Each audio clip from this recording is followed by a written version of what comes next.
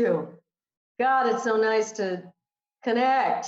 I can't believe how much I love my friends, even just being 6 feet away from them and spending 20 minutes or whatever I can get connecting. Thank you for doing this with us. Thank you for all the questions. We got so many questions that I think we're going to have to do a two-parter, but we'll do like 15, 20 minutes today, you know, because we're really busy and we got dishes to do and Netflix ain't going to watch itself. For sure. Right? I'll tell you, in addition to friends, I miss my band. I miss our crew. Yeah, I mean, except for that one person, you know. But everybody else, maybe two. No, just the one. Now everybody's going to be in fear. Is it me? All right. Well, shall we? John, do you want to say anything before we start with the questions from these wonderful people? No, happy to be here. It's, like you said, this is a tough time. So this is a break in the boredom. It sure is. That's great. Okay. All right. I want to start. Go. David Diamond, you got a number of questions about this. Your mustache. Robert Sarro said your mustache is epic. And Edward Hall and Dina Maltzer said, wondered how you cared for it and how anyone in the band allowed it. And were there other questions? And that was the three I saw. There were too many to list about your mustache. So let's May go. I ask, let's is this move on. the present mustache or the past mustache? The one in the picture that we sent out about inviting people to send questions in. Okay. Oh, All right, let's be real. I was 17 years old and I could grow a fucking mustache. I'm going to grow a mustache. I'm 17. you were killing it. That was quite a mustache. I know, right? I mean, it's got its own Wikipedia page now. But David Diamond's mustache. and how I cared for it? Yeah, get to the important part. I don't know how I cared for it. I was 17. You didn't have to care for anything at that age. Okay, David, how about you next? You ask a question or read it. Here's the I'm sorry if I get this wrong. Michael Brierly is asking, when VH1 brought us all back together for Bands Reunited, were those emotions real? He says he watches that over and over again. Oh, Who wants to John, start? I'd like you to answer that first. I've answered it a number of times, and I will here, but go ahead. yeah. The emotions were very, very complex. So they were all real, and they were all centered on kind of the unknown. In that it just was so scary for me. I was always afraid it was going to be a hatchet job. I didn't understand the motive to do it. I couldn't see it in my head. That doesn't mean there wasn't one, because it turned out great. But so I was sort of frightened. Thus that conversation I had with David about, are you sure we can pull this off? And I was obviously, you and Terri hadn't talked for a long time, and the circumstances were strained. So yeah, it was scary. So, and then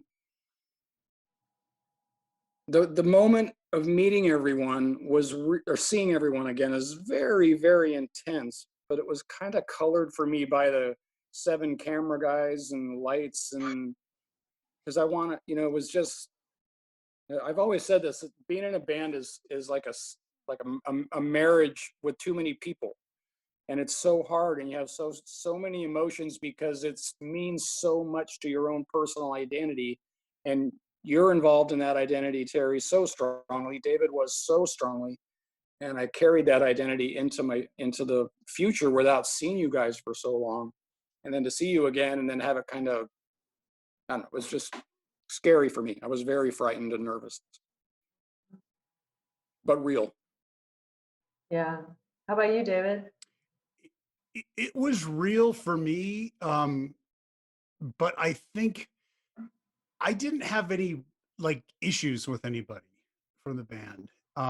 So to me, it was just super exciting to see everybody again.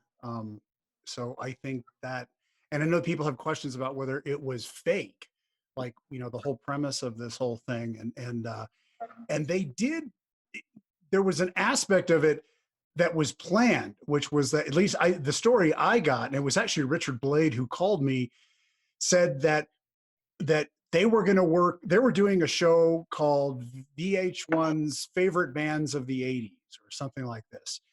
And they wanted to interview me because they'd be interviewing everybody else. And I said, sure. And I lived in Northern California at the time. But he said, well, you want to come up to your house and interview you, which I thought was very strange because we could have easily done the interview over the phone, that we had phones in those days. Oh, so he didn't tell you what he was coming for? No idea. Richard Blade, by the way, was the producer of the show. Yeah. So that's how that connection happened. Okay, go ahead. Yeah, and so when we were planning where I was going to, he said we're going to be up on such and such a day, and I told him I was going to be at the airport because I was flying that day, and he said, "Can we meet you at the airport?" And I said, "Yeah, sure." And so that was all that I knew. I had no idea that there was a live performance, that they were going to ask us about that, or that they were asking about putting us back together. So in those moments when you see me on camera talk, when he's like, Amer is sort of breaking that to me, that was completely real. At that point in time, I had no idea. That was all brand new. I thought we were just going to do a weird little interview, but that was it. Wow. Wow. Yeah. For me, I'm kind of between you two because with the rest of the band, I had no issues with anybody and I was excited to see everybody. But John, I hadn't talked to in 7 years.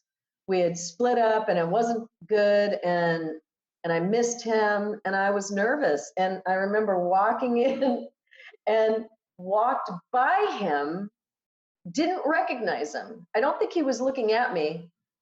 So he was kind of to the side and I just didn't know who that was. And I just kept going into the rehearsal room and he said, "Terri." And I turned around and he said, "It's me, John." And and he put his arms out and I lost my shit. I just fell apart, started crying.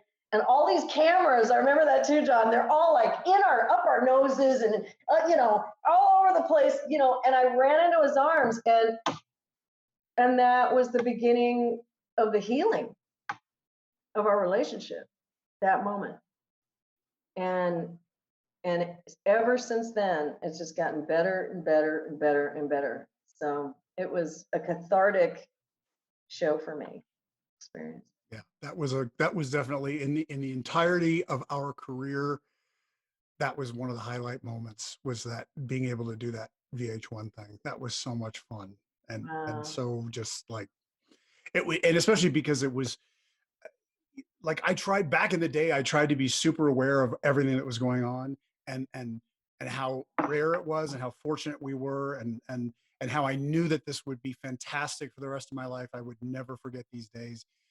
And then when I got to the VH1 thing, I realized that when I was 17, 18 years old, I couldn't even possibly appreciate what was going on, and I much more so did then.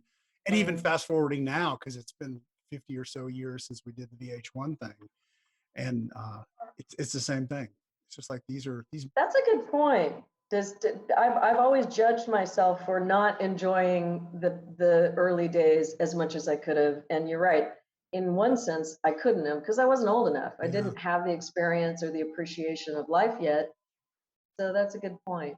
Yeah, you need to have that perspective. Yeah. Realize what the magical moments are. Yeah. All right, let's go to another question. Yeah, I want another question. I love this one for John. Go for it. And I took a screenshot of it. Hold on. This is from Kenny Hunter. John, he said, "I was a bit late to the party. The first Berlin album I bought was Count 3 and Pray, but I love the songwriting as well as the music and vocals. My question would be to John." It's a multi-parter. Gotcha. Whatever you want of it. "How do you approach writing a new song? Do you start off with an idea for a melody, or do the lyrics come first, or can it be either? And do you prefer to write alone or with other members of the band?" Thank you, Kenny. What do you, I'm interested in that. That's a pretty easy one. It'll be pretty short. I have never, ever written lyrics first, ever. I have this strange and I don't know if it's a talent or I don't know what it is, but when I sit and play my guitar or work on my computer and I start working on melodies, which are just basically, most people might just go la la la la la and not use words. I spit out words. And a lot of times the spontaneous spitting, so to speak, has something pretty cool come out. And it's really odd. So I'm always paying attention to it. Many titles of songs have come out of that improvisation or just, you know, vibing. So yeah, and it depends. The situation with writing by myself or with someone else is always probably, again, depending on the situation. If it's a band and we're playing, then that's just fun, and that has to involve the other people. But generally, I like to be by myself so I can be free and not nervous about whether the other person I'm around is going to like what I'm doing. Because if I'm by myself, I get to choose myself whether what I'm doing I like. And then I present it, and I love the collaboration idea of then passing it on to Terri, David, other people that I've worked with, and let them take it in a direction I wouldn't be able to take it because I wouldn't have their ideas. Yeah, very cool. I'm the same way. I don't enjoy writing in the room with people. I also never write lyrics first. I write ideas down and great lines, and then but I have to be inspired by music first. That has to come first. And then the music kind of tells me what it wants to be about. Like I'll go through ideas and things don't fit because, maybe it's a really hard song and, romantic note, it kind of, the music is the first inspiration. For sure. Yeah. Interesting. That's always been fascinating to me with the whole Elton John, Bernie Taupin thing, how he was taking his lyrics and then being inspired to find a musical landscape that brought those lyrics to the right sort of framing for them. And he did such a great job of that. It's incredible. Yeah. Yeah. All right, David, got another one? Yeah. So, wow. Here's what Rachel Kirkland. Hi, Rachel. Yeah. Thank you, Rachel. Rachel's like been a fan of Berlin Yeah, since before any of us were born. It's a long time.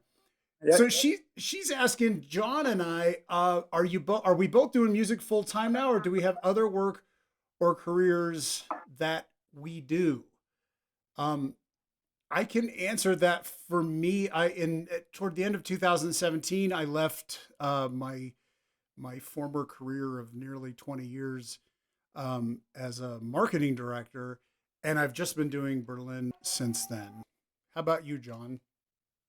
Hi, Rachel. How are you? We met. Rachel came to the show with the B-52s. I believe it was Washington, Rachel, that we met. I don't remember. Anyway, Rachel, I ran a business for 20 years after my music career ended, and I still own that business, although the divorce that I am still going through is putting that sort of in limbo. So I have a business, but the only thing I'm doing actively, I'm not active in that any longer, is Berlin, which is wonderful. Having a blast. Awesome. Okay. Let me pick another question. Yeah, play some music so I find a question here. Oh, okay, this is good. I want us all to answer this if you can. From Mike Altabella. Thank you, Mike.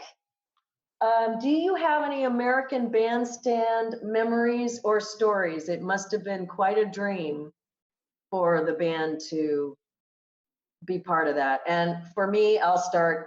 It was an absolute awesome experience. For me growing up, the two shows I watched religiously were American Bandstand and Soul Train. I remember Dick Clark and Don Cornelius. Because we didn't have MTV, we didn't have music all the time. So there were just little pockets of music shows. There was SNL, which had one band on it, and I would watch that. And then after that was Don Kleishner's Rock Concert. That was on, remember that? That was Mhm. on after that. And then Wolfman Jack's Midnight Special. Right, He had bands on. And I was just glued. Every Friday and Saturday night I was there. I was watching, oh, it was awesome. So meeting Dick Clark, wow.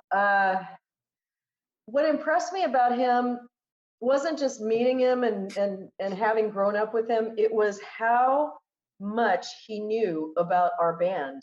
We were not really that, big at all. We were just trying to make, struggling to get somewhere, and we got a slot on his show, and he had researched us. He knew every fact, more facts than I did about Berlin. And he was doing the interview after our show, our song, and asking all these questions. And I was like, wow, this guy, there's a reason he's this big, because he cares, because he does his homework. He loves music, and he even loves our little band. It was just so cool. So that's For my sure. memory. How about you guys? For me, it's super easy. This was just one of those moments where I remember very little of it because I think I was in shock the entire time that we were even there. And the crazy thing was that at the time, this was like 2 blocks from where I lived in Los Angeles that we were taping this. And all of us, I have no idea that this was all going on 2 blocks from my house. But that was, that was it for me. Do you remember anything about that, John? I do. I have kind of I don't share it too often, but I think I've said it a few times. When we were done, and I don't remember the exact circumstance, it was probably just in a moment when they stopped filming and give him a little break. I was just sitting down on the side, and he walked by me and tapped me on the shoulder, and I look up at him, and he goes, "There's something special about you guys." And I was just like, I didn't know, I was kind of tongue tied too, because it was him. And I just said, "Thank you, sir." But that was like, wow. Well, now I know we're going to make it. Someday.